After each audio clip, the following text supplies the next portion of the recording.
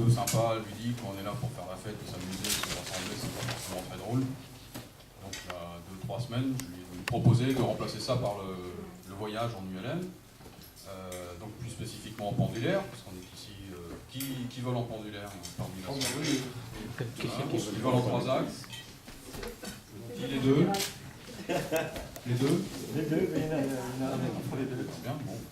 Tout le monde est bienvenu de toute façon, je crois. Les autogires sont là, non? J'ai pas vu. On a pour les moyens. J'ai pas vu voler de tomates quand ils ont bienvenue. Donc plus spécifiquement du voyage en pendulaire, donc déjà il faut définir ce que c'est que le voyage. A priori, je m'adresse quand même à un public qui n'est pas tout à fait néophyte en la matière, hein, parce que vous êtes tous venus là. Donc je ne sais pas qui vient du plus loin. Et Jérôme, t'as peut-être une idée? Je ne sais pas. Toi? Oui, ça doit être toi, oui. Bah oui, mais pas en vol. Moi. Pas en vol. Donc. Moi, je sais pas. Vous êtes d'où? Moi, j'habite au Maroc, donc je suis arrivé hier soir. C'est vachement plus près. Mais là, on est venu de Meaux, donc en 40 minutes de vol. Je sais pas, ceux qui sont de Beaune, ça fait combien de kilomètres de Beaune? 200. 200. Nous, de Vendée, on a fait 300. Je crois que c'est Michel qui a plus que 300. Moi, 410. Moi. 400. Ah, c'est Michel, alors. C'est Michel. Ah ouais. Moi, sur les 400. moi, j'ai- Combien, Ah, toi? oui, sinon, c'était toi le 20. Ah, oui. Oui, Ah, oui. Jacques, il avait 430. 430, ouais. 450. C'est énorme, je dis, oh là, Jacques. Donc j'ai tendance à établir un petit distinguo entre navigation et voyage. La navigation, normalement, on sait tous faire, on apprend ça à l'école. Normalement, bien que ce ne soit pas absolument obligatoire, enfin pas strictement obligatoire. Donc la navigation, ça consiste à partir à un endroit A pour aller jusqu'à un endroit B, en sachant gérer les espaces aériens, l'anticipation des terrains sur lesquels on se poser, les terrains de déroutement, prise de météo, des notables, etc. Donc normalement, c'est relativement basique. Le voyage, finalement, en quoi est-ce que ça consiste? Ça consiste en une succession de navigation, c'est-à-dire que dès l'instant que l'on découche au moins et demi, on est en voyage. C'est-à-dire que là, a priori, on est tous à peu près en mode voyage. On m'entend bien, là? Oui. La difficulté du voyage apparaissant réellement quand on part pour, je dirais, 48 heures. Quand on fait un aller, on découche sur place et on revient, c'est relativement simple. C'est lorsqu'on veut aller plus loin, et notamment à l'étranger, évidemment que ça se complique. Donc là, on va parler déjà dans un premier temps d'un voyage dans d'autres pays civilisés qu'on connaît, puis éventuellement on pourra aborder des voyages à l'étranger. Ça complique un peu la donne. Donc dès l'instant qu'on sait voyager, qu'on sait naviguer, effectivement on sait voyager, parce qu'un voyage ça consiste à partir tous les matins pour faire 200, 300, 400 km, et que ça normalement on sait tous le faire. Ce qui complique la donne déjà d'une part dans son imaginaire lorsqu'on n'a pas une grosse expérience du voyage, mais ça n'est pas qu'imaginaire, c'est également basé sur du concret, c'est que on va se retrouver dans des configurations qu'on ne connaît pas, des terrains qu'on ne connaît pas, dans des reliefs si on vole en plaine et inversement, parce qu'un pilote montagne il peut aussi être tout à fait paumé quand il se retrouve en plaine parce qu'il n'a plus de repères, il ne sait plus naviguer, il ne sait plus où il est, etc. Ou du bord de mer. Bon. Des intégrations sur des terrains qu'on ne connaît pas, etc. Donc en réalité, on s'en fait tout un monde, et puis une fois qu'on s'offre cette expérience-là, je pense qu'à peu près tout le monde ici est d'accord ici pour admettre l'idée que il n'y a vraiment pas de quoi en faire un flanc, et que c'est relativement simple, et que c'est tout à fait gratifiant, et que c'est beaucoup de plaisir contre assez peu d'efforts et de compromission. Alors, premier point, voyager en groupe ou voyager tout seul. Alors, en groupe, ça dépend avec qui. Donc, soit c'est un voyage en groupe entre copains qui se connaissent, et il vaut mieux qu'ils se connaissent bien, et il vaut mieux que, s'il y en a un qui a un peu plus d'expérience que les autres, il ne soit pas, je dirais, pas fort d'expérience, il ne soit pas considéré comme le chef, parce qu'on a vite fait de tout attendre de lui, et qu'en voyage, il faut quand même être autonome et chacun savoir gérer son truc tout seul. Ouais. Si on est en voyage organisé où on paye un prestataire, que ce soit dans un cadre associatif ou commercial, Eh ben là, effectivement, on est en droit d'attendre un certain nombre de prestations, puisqu'on les paye. Maintenant, la question à se poser, est-ce qu'il vaut mieux commencer par voyager tout seul ou est-ce qu'il vaut mieux commencer par voyager en groupe? Donc dans le cadre, en l'occurrence, de voyages organisés, Moi j'ai tendance à dire, contrairement à une idée qui circule et qui n'est pas forcément infondée, je vais y revenir, qu'il vaut mieux commencer à voyager tout seul.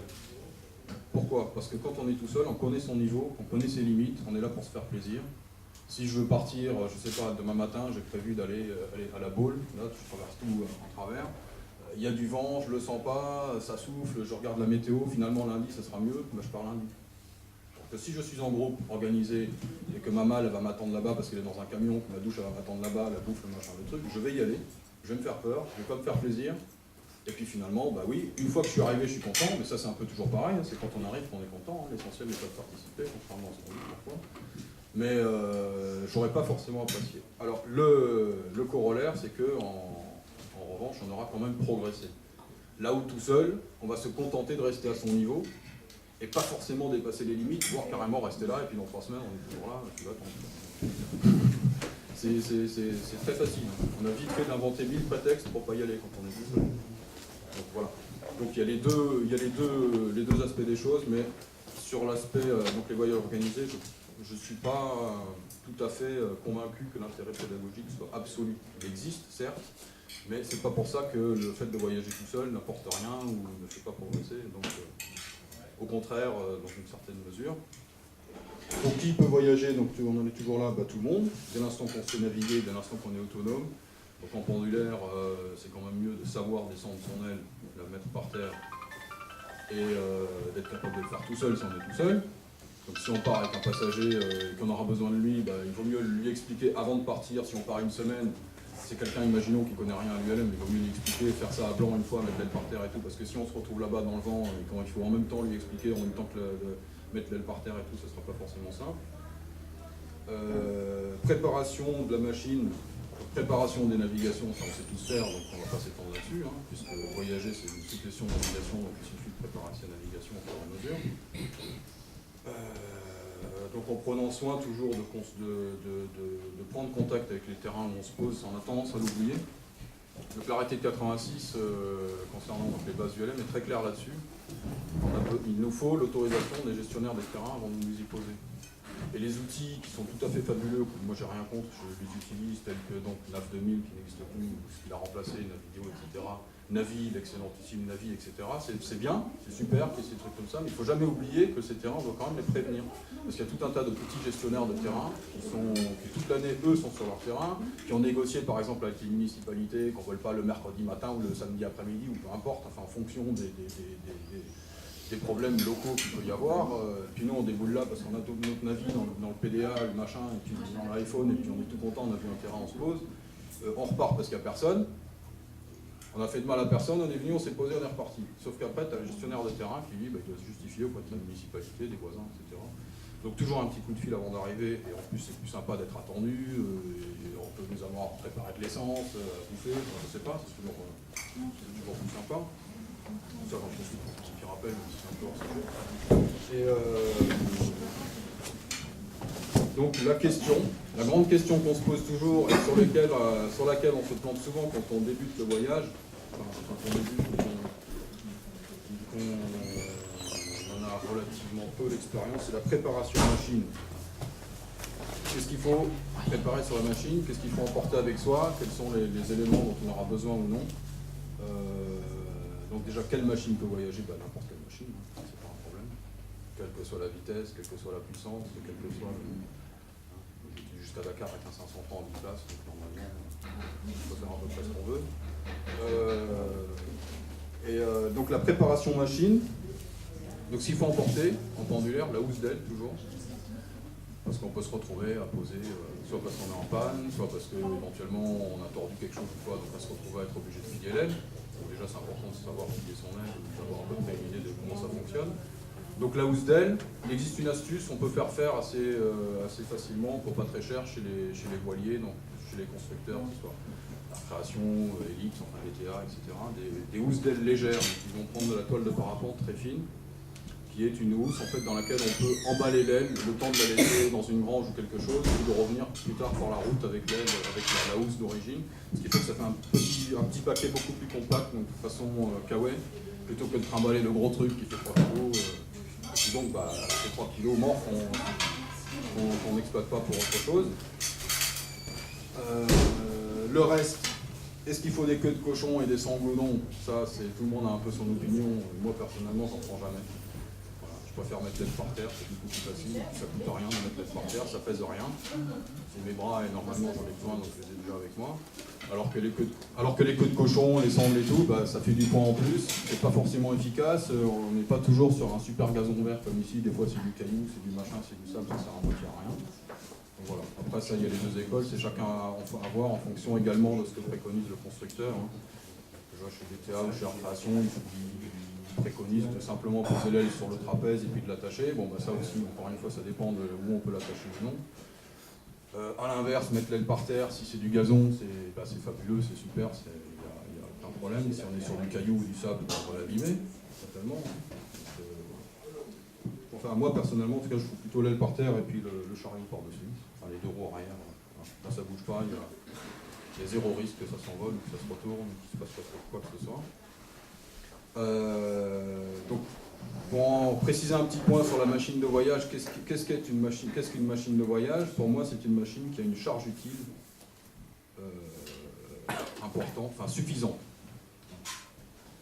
On a tendance à nous vendre des machines de voyage ou nous présenter des machines comme étant de voyage, quelle que soit la catégorie du LM, qui sont en réalité, bon, certes des machines rapides, confortables, mais le prix à payer pour cette vitesse et ce confort, c'est une charge utile relativement réduite. Hein, j'ai essayé le Bionix, le Tanark Bionix il y a quelques semaines, donc il y a l'essai dans... Il paraît qu'il y a un nouveau magazine qui va sortir. Hein. Et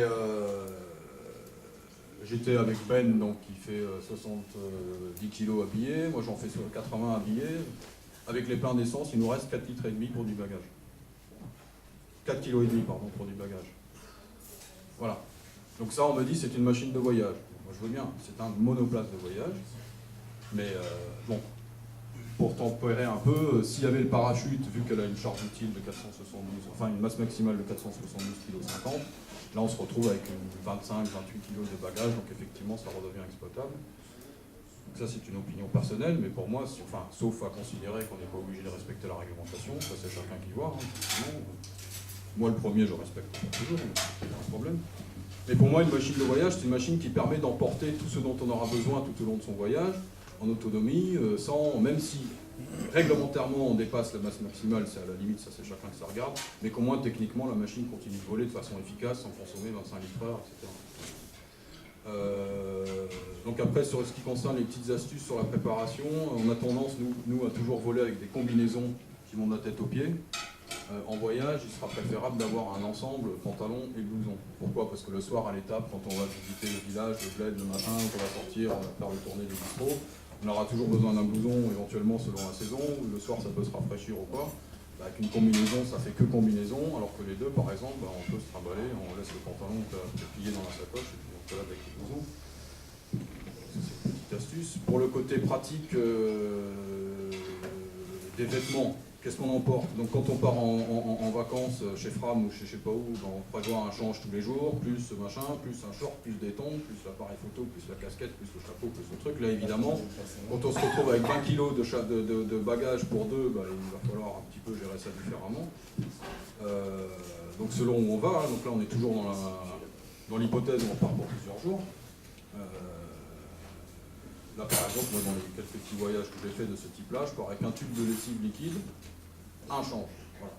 Normalement on voyage l'été plutôt que l'hiver, et le soir à l'étape, quand on est arrivé, c'est pas le soir, parce qu'en général on vole 2 ou 3 heures par jour, donc on a toujours le temps de trouver un robinet, de rincer ça, de le foutre sur un câble, et ça sèche très vite. Et là on est bien content d'avoir des câbles pour le coup.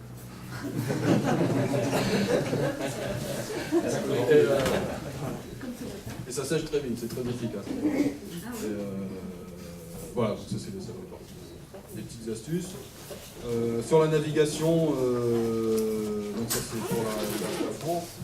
GPS ou non, donc ça on n'en parle pas, c'est chacun qui se la regarde. Donc préparation machine, on est posé, préparation du truc. Donc ça voilà, pour ce qui concerne les voyages en France. Maintenant, c'est bien beau de dire on peut voyager en ULM, bon déjà d'une part c'est pas obligatoire de voyager en ULM. Tout à fait être un pilote ULM tout à fait accompli, épanoui et très heureux sans voyager. Sinon on n'a pas une obligation. Simplement qu'une fois qu'on y a goûté, on a du mal quand même à ne pas y retourner. en général. La question, où aller? Parce qu'on veut tous y aller. On a tous acheté la machine pour. Hein, c'est super, on a le dernier machin, ça va vite, c'est confort, ça consomme vite. On va où? Voilà. Donc je vois que vous avez tous posé la question et puis qu'on n'a pas forcément répondu. Donc on attend qu'il y ait un rassemblement au Pont-sur-Yonne, on attend qu'il y ait loi, on attend qu'il y ait machin pour y aller, pour faire une bouffe et tout, parce qu'on est aussi là pour ça.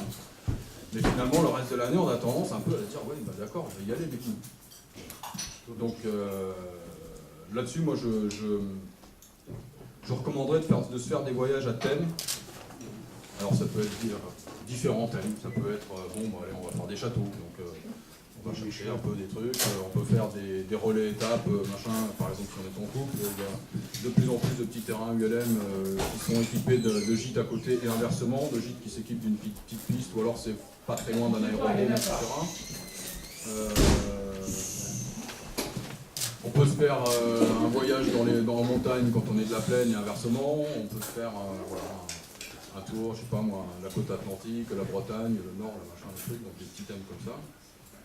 Et toujours donc, en s'efforçant de trouver des petits terrains sympas. Donc c'est vrai que il manque un recueil quel qu'il soit qui listerait des terrains plus sympas que d'autres, parce qu'il y a des terrains plus sympas que d'autres. Hein. Quand on arrive à Pont-sur-Yonne, on est bien content de savoir qu'il y a ce resto. Alors que si on pose à côté, il n'y en a pas forcément. Donc ça fait partie d'informations intéressantes. Voilà.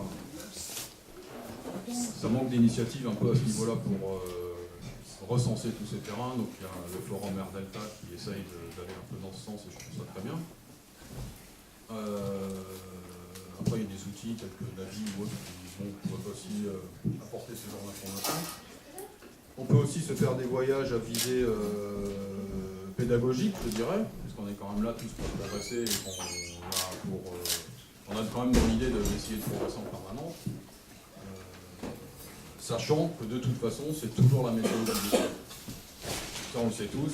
En ULM, on ne peut pas dire, là maintenant on est le 22 mai, je ne peux pas dire du 13 au 17 juin, je suis en balade, le 14 au soir je serai là, le 15 au soir je serai là. Voilà. La Tour de France qui fait ça parce qu'il n'a pas tellement de choix. Il n'y arrive pas toujours parce qu'il est aussi dépendant de la météo que tout le monde. Et le résultat des courses, c'est que bien souvent, je l'ai déjà fait, donc je ne parle pas dans le vide. Bah, bien souvent, il y a quand même un certain nombre de pilotes, et notamment de pilotes pendulaires, qui arrivent le soir à l'étape et qui ne se sont pas tellement amusés. Donc quand on est tout seul, on peut effectivement plus facilement gérer en fonction de la météo et tout. Et c'est aussi pour ça qu'il est important d'être autonome en bagage et tout, parce que bah, on part chaque matin, finalement, on ne sait pas forcément où est-ce qu'on va arriver. Voilà. Après, on peut aussi faire le choix de partir, de se faire un petit voyage vent de cul. J'ai fait une fois, c'était très amusant, c'était une époque où j'avais beaucoup de temps. Et voilà, je suis parti de Montpellier, où j'étais basé à cette époque-là. Je m'étais préparé pour partir 10 jours et je ne savais pas où j'allais. Et je me suis fait un espèce de tour de France tous les matins en fonction du vent. Je dis bon, c'est là-bas que je vais. C'était amusant. Mais puis bon, il n'y a que le dernier jour, je suis revenu vent de travers. Voilà pour les voyages en France. Maintenant, les voyages à l'étranger, c'est là que ça se complique encore plus et qu'on s'en fait encore plus un monde, je dirais. Alors que bah, c'est pas plus compliqué, parce que c'est exactement la même chose. C'est pas plus compliqué de voyager en ULM que de voyager à pied, à vélo, en bus, en train, en avion. La seule chose qui change fondamentalement, c'est la barrière de la langue. Donc ça, on l'a tous. De toute façon, qu'on soit à pied ou pas, ça dépend où on va et puis évidemment ses compétences propres. L'ULM, dans la réglementation actuelle et si on se réfère à la Convention de Chicago, l'ULM est définie de façon nationale dans chaque pays. Il n'y a pas de définition internationale de l'ULM, sinon pour la FAI, donc dans le cadre des compétitions. Donc ça c'est la règle des 450 kg qui est en passe pour devenir une sorte de norme mondiale quand même. Donc au niveau de l'Europe, c'est à peu près le cas. Donc il faut savoir, par exemple en France, officiellement, au terme du strict sens de la réglementation, on n'a pas le droit de sortir des frontières. On n'est pas prévu pour, parce qu'il n'y a pas de reconnaissance internationale. Il faut donc des autorisations au cas par cas dans chaque pays où on va, sachant qu'il peut y avoir des autorisations de facto, c'est le cas par exemple pour l'Allemagne, la Grande-Bretagne. Et les ULM étrangers, en revanche, la plupart des ULM européens ont le droit de voler en France, dès l'instant que techniquement leurs machines correspondent à la réglementation française. Donc ils peuvent voler en France avec un brevet de leur pays, une machine en leur pays, etc. Donc après, on aura plus tendance à voyager vers les pays du Sud, parce que c'est là que c'est plus joli, c'est plus beau, enfin, pas plus joli, pardon. C'est là qu'on a le plus de chances de trouver de la bonne météo, etc. Donc avant de préparer un voyage, l'idéal, c'est d'une part de trouver, de se renseigner, savoir quels sont les aspects réglementaires auxquels il faudra se soumettre. Par exemple, l'Espagne, il faut une autorisation de l'aviation civile. Avant, il fallait une visite médicale, maintenant, il ne la faut plus, bon, par exemple.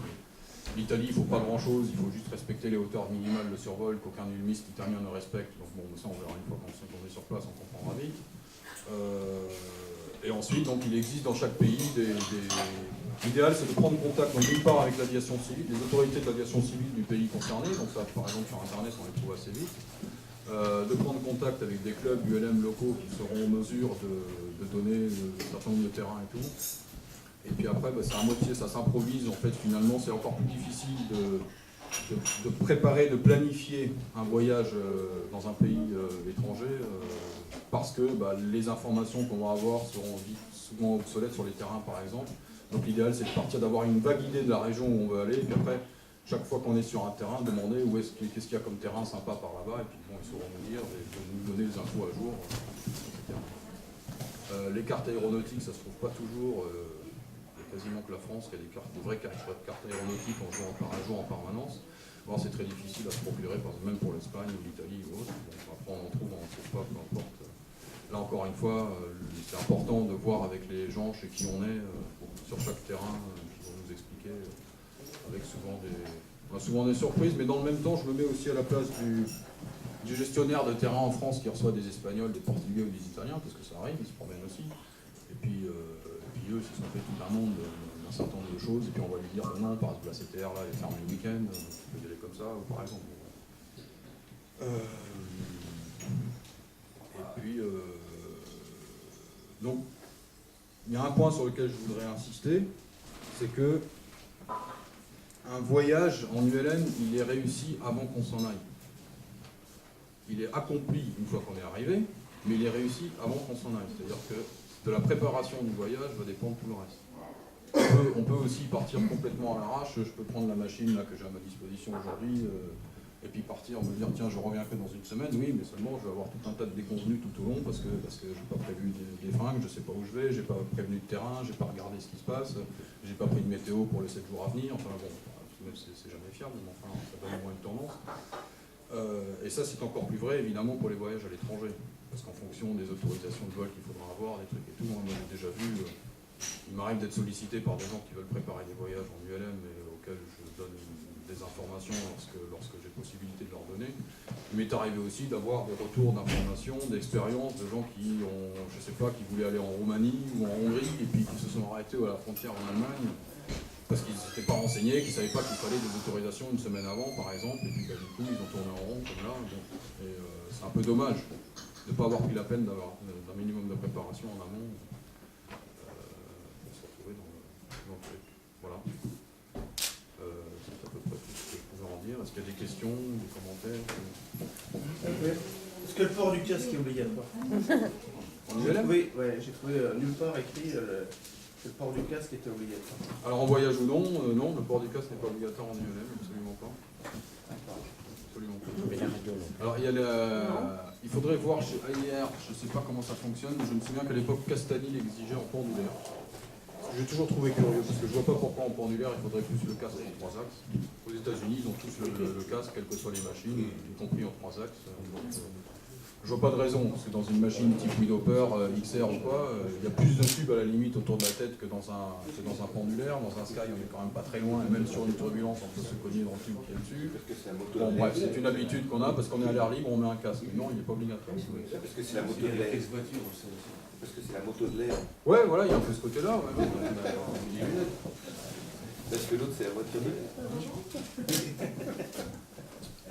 Est-ce qu'on peut voyager sans radio? Ah, bien sûr, effectivement. Bien sûr. Bonne question que j'attendais. On peut bien sûr voyager sans radio en France. Après, à l'international, ça devient un peu plus compliqué dans la mesure, par exemple, pour les passages de frontières, il faut un contact radio en général, quoique pas toujours. Si on prend par exemple le cas de l'Italie, jusqu'à fort récemment, la radio était interdite en ULM, maintenant elle est autorisée. Elle était interdite en ULM. l'Espagne, les aérodromes contrôlés et les aérodromes avec radio obligatoire sont interdits aux ULM. Donc l'Italie, l'Espagne, on peut tout à fait s'y balader sans radio, l'Allemagne pareil, la Grande-Bretagne également. Il y a simplement pour le moment du passage de frontière où il faut déposer un plan de vol, si on le fait. Voilà. Mais si on a fait les choses dans les règles en Espagne par exemple, il aura fallu déposer un plan de vol pour le moment du passage de frontière. Donc ça peut se faire par téléphone. Avant de décoller, un coup de portable, par exemple pour l'Espagne si on passe par le Pertil, un coup de téléphone à Perpignan, on clôture de l'autre côté quand on se pose à Figueras ou par là, et puis c'est bon. Après on continue. Donc après, dans la mesure où de toute façon les espaces où la radio est obligatoire ne nous sont pas autorisés, effectivement ça répond à la question, la radio n'est absolument pas obligatoire, loin de là. En France, il y a de plus en plus effectivement de CTR, d'espace aérien contrôlé, de choses comme ça. Mais quand on arrive là-dedans, qu'on s'annonce comme pendulaire, quand on peut transponder 7000 autant qu'on veut, quand il va voir qu'on avance à 80 ou 90 ou même 110 km/h, en général, il nous dit merci beaucoup, tu fais le tour. Donc de toute façon, la radio, à part pour papoter avec les copains, ou selon le terrain où on est, si elle est obligatoire, etc., effectivement, en voyage, ça n'est absolument pas une nécessité. Ça n'apporte pas grand-chose de même, y compris en France, quoi. Sauf si vraiment on a besoin de traverser la CTR tout droit, mais à ce moment-là, il faut aussi se poser la question, quand on est en voyage en tout cas, quand on est en balade et que voilà, on doit venir là, il faut traverser Provins ou je sais pas quoi, bon, soit on passe dessous, soit on discute. Mais après, quand on est en voyage, bon, on vole parce qu'on aime ça, on n'est pas forcément pressé que ça s'arrête, après, bon, en fonction des conditions également, effectivement. Donc quelque part, normalement, faire le tour d'une CTR parce qu'on nous en impose, on nous en interdit l'accès, c'est pas en soi une contrainte. Voilà. Enfin, moi, ça c'est mon opinion. Et une TMA, on peut passer une TMA. Bah, ça va dépendre de sa classe. Hein, c'est une classe D, mais attends, avec des altitudes. Si on respecte les altitudes, on ne peut pas faire. Si t'es pas dedans, ouais. Oui, on est en dessous, par exemple. Ah ouais, j'ai fait venir. Non. Bah oui, bah oui. Si tu passes dessous, t'es tranquille. Ah ouais, tranquille. Vous n'êtes pas obligé d'appeler au-dessus. Ou au-dessus. Au-dessus de la grande chambre. Au-dessus, c'est très haut. C'est lourd. Alors, est-ce que les cartes sont obligatoires à bord de l'appareil? Oui. Dès l'instant qu'on n'est pas en vol local. Donc un vol local, c'est 40 km du lieu d'attache. Donc dès l'instant qu'on s'éloigne à plus de 40 km, il faut effectivement des cartes à jour. Après, la réglementation ne stipule, ne précise nulle part qu'il faut des cartes papier. Donc si on a une base de données de scène dans son GPS, ça peut être considéré comme une carte. je sais pas, à ma connaissance, il n'y a pas eu de souci là-dessus. En aviation certifiée, seul le GPS certifié dans l'avion, certifié fonctionne. En ULM, l'appareil est certifié. Bon, de toute façon, une carte papier, il vaut mieux l'avoir au moins dans la sacoche, même si on a le truc, on va pouvoir faire ça. Sachant que les contrôles de ce genre de choses sont relativement rares. Moi, j'ai jamais été contrôlé d'aucun papier. En France, jamais. À l'étranger, si. Oui. Souvent. Souvent. Bah, ça dépend des pays. Là. Par exemple, le Maroc ou la Mauritanie, enfin ou l'Afrique en général, on est sous vol contrôlé, donc c'est là où il faut toujours voler en plan de vol, etc. Donc les papiers, les contrôles matin, midi et soir.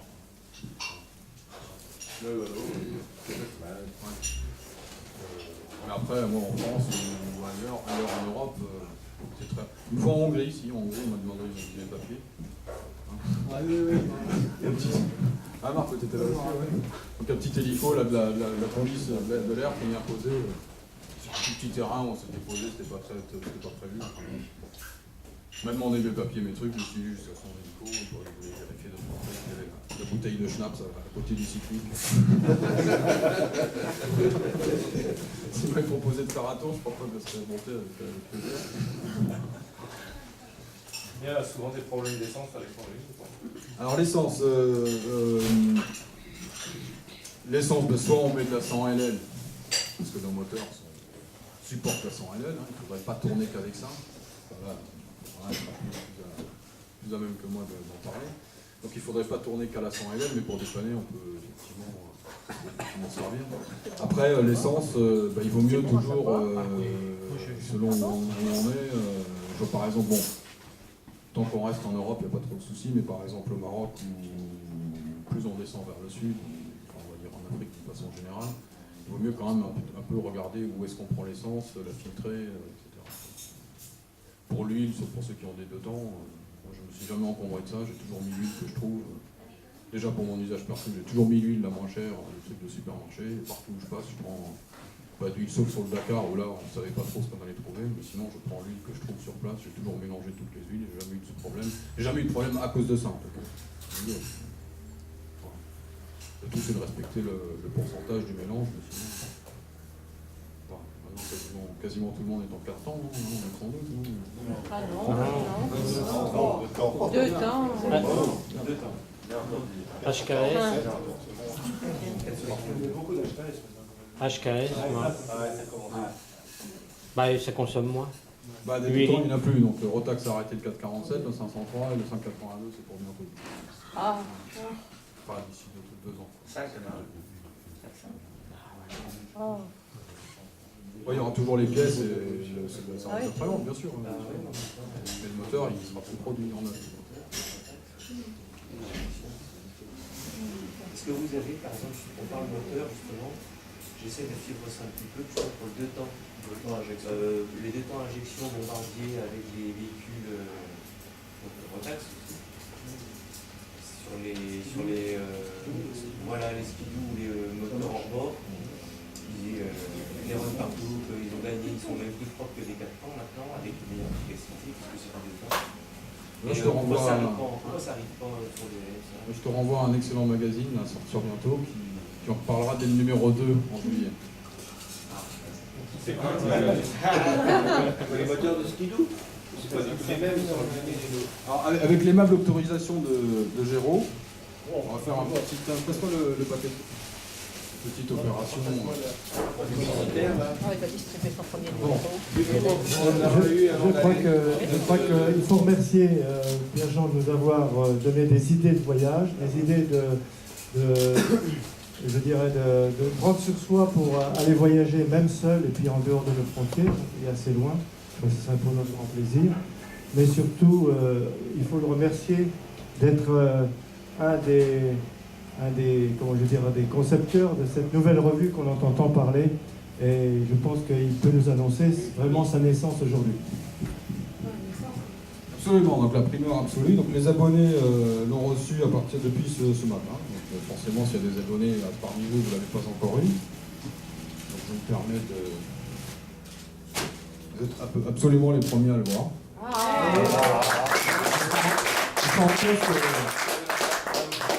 Il sera en kiosque lundi matin. Donc une liste trimestrielle, 96 pages. On va essayer de proposer quelque chose d'un petit peu différent de ce qui se fait jusque-là. C'est vous le rédacteur en chef? Pas sûr qu'on y arrive. Bon, il n'y a pas de rédacteur en chef, on est 4. Il y a une seule mention obligatoire dans la presse, c'est directeur de la publication. Donc je me suis bombardé directeur de la publication. J'ai oublié la phrase, mais... Et les autres sont avec toi aujourd'hui. Voilà, il y a Jean-Christophe qui est ici. Ouais.